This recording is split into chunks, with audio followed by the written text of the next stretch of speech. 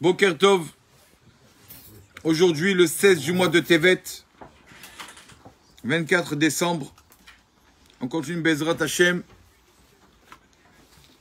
L'halachot de la Tefila. À quel endroit peut-on prier? Quand bien sûr on parle de la Hamida. On parle de la Hamida. On parle de vraiment l'essentiel de la Tefila qui est la Hamida. Prier, on peut toute la journée prier n'importe où, n'importe quand, n'importe quel moment. Bien sûr, si l'endroit est propre. Mais on parle maintenant on va Bezrat, tiens, commencer la route de la Hamida. Donc la route de la Hamida, en fait, c'est une Gemara. La source de cette halakha est une Gemara.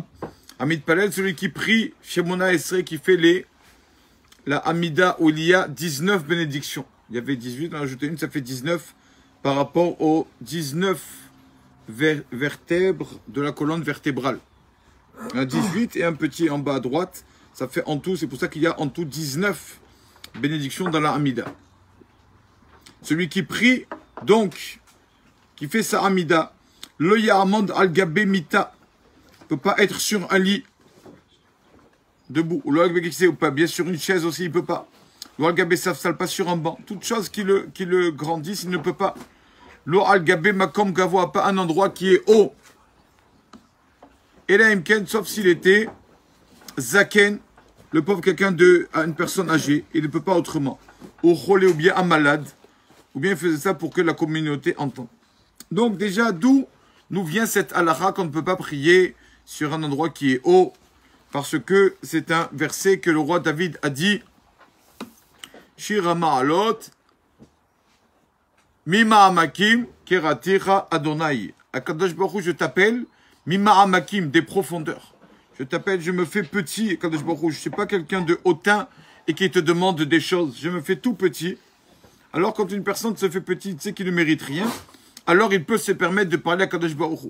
Mais quand une personne croit que Kadosh Baruch Hu lui doit quelque chose, alors là, c'est sûr que là, la tefila ne vaut rien. On a vu ça dans la cachérisation des ustensiles.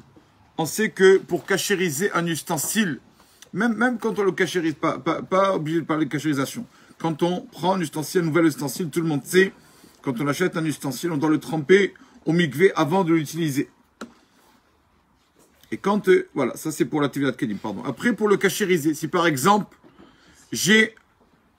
on m'a donné des ustensiles, ou dans ces ustensiles, malheureusement, on a cuisiné du pas cachère, du non cachère. Est-ce que je peux cachériser cet ustensile? Alors, tout dépend de la matière de l'ustensile. D'accord? Normalement, on peut cachériser, sauf quoi? L'argile. L'argile, on ne peut pas. Tout ce qui est l'argile est dérivé de l'argile, on ne peut pas parce que le goût qui est entré dans cet ustensile, après ne ressort pas. Ce goût reste dans l'ustensile. Donc, les ustensiles en argile ne sont pas cachérisables. Alors, comment on peut cachériser un ustensile en argile? Comment on peut faire? On doit le casser. Quand on le casse, alors c'est plus un ustensile. Après, si on le recolle, c'est bon. Comme ça, quelqu'un a un grand ustensile en argile, le casse un peu. S'il le casse un peu, après il le recolle, c'est bon. C'est ça la cachérisation. Disent nos sages que c'est halakha, c'est pas seulement pour les kélim, l'ustensile. C'est pour nous aussi. Nous, en fait, les hommes, l'homme a été créé de la poussière. D'accord? De la poussière. Donc l'homme, en fait, c'est de la terre. Donc l'homme, c'est comme de l'argile. Donc comment un homme qui est comme l'argile peut se cachériser au mikvé, peut se tremper au mikvé? Comment le mikvé peut lui faire du bien? Il n'y a pas de différence. Alors, bien sûr, dit nos sages, pareil. De même que l'argile se cachérise quand on le casse, pareil, quand un homme brise son cœur au mikvé, quand il a le cœur brisé, il se fait petit, alors le mikvé le cachérise. Mais si une personne reste comme dur, comme ça, il se trempe au mikvé, il peut se tremper 310 fois, mais il comprend pas, si on ne comprend pas qu'on n'est vraiment rien du tout, on n'a pas le cœur brisé, le mikvé ne purifie pas. Il faut quand une personne, c'est connu, quand une personne vient pour faire mikvé, déjà, pense à faire teshuva.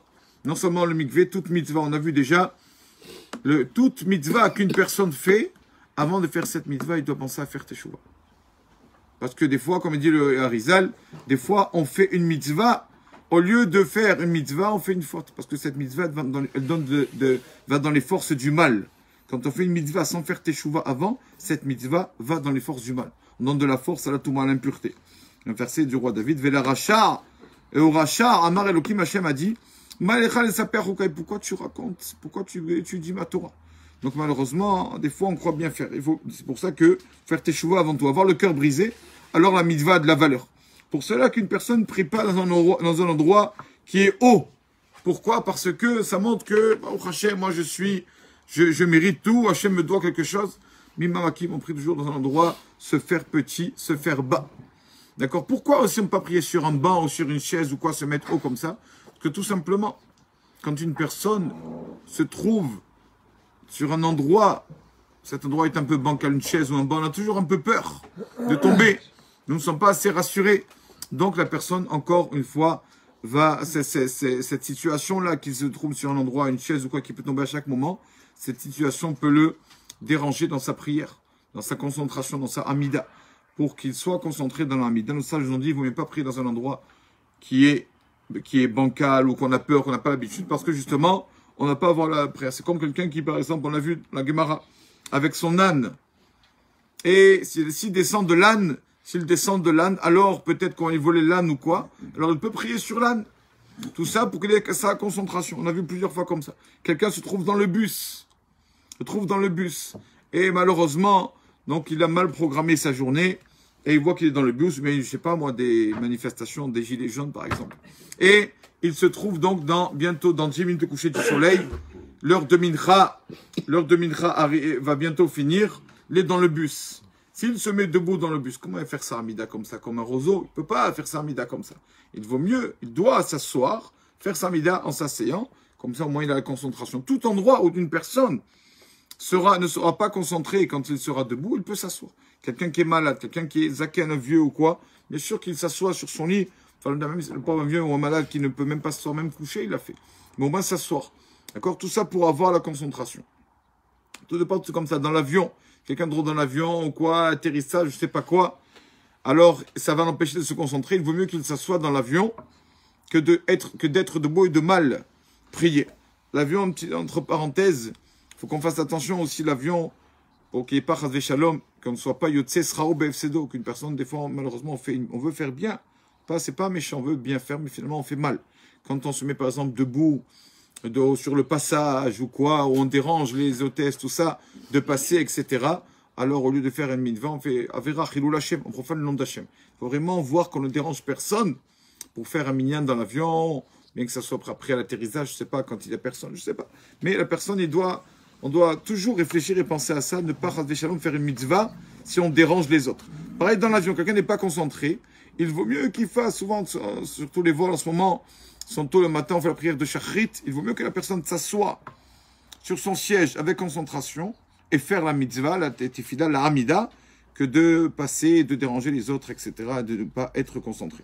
Il y a un Midrash Rabbah Parashat va être Hanan. Le Midrash nous dit que Moshe Rabbeinu, on sait qu'il a fait 515 prières pour que Kadosh Baruch Hu exauce sa prière pour qu'il puisse rentrer en terre d'Israël.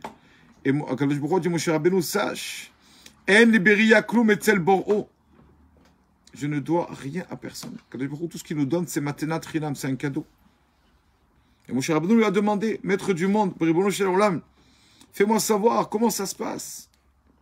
Hachem lui a dit, Eni chayav liberiya kol ma she'aseh adam mitzvah, chinam ani noten lo. Tout ce que l'homme reçoit, ce que je donne à l'homme, c'est du cadeau. C'est des cadeaux. Lo shani chayav liberiya klum. Je ne dois rien parce que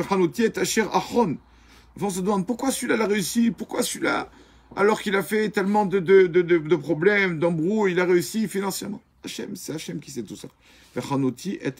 Moi, Hachem, je sais à qui donner, à qui ne pas donner.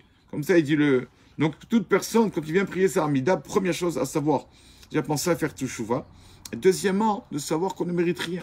Toute chose que Hachem nous donnera, ça sera un cadeau. Non mérite. C'est pour ça que toujours Amida, on se fait petit, on ne prie pas sur un endroit haut. Montrer à Hachem que nous sommes vraiment tout ce qu'il nous donnera et tout ce même qu'il écoute nos prières, tout ça c'est un gros cadeau en fait que des fois on ne mérite pas et quand même Hachem nous donne. Amen ve amen.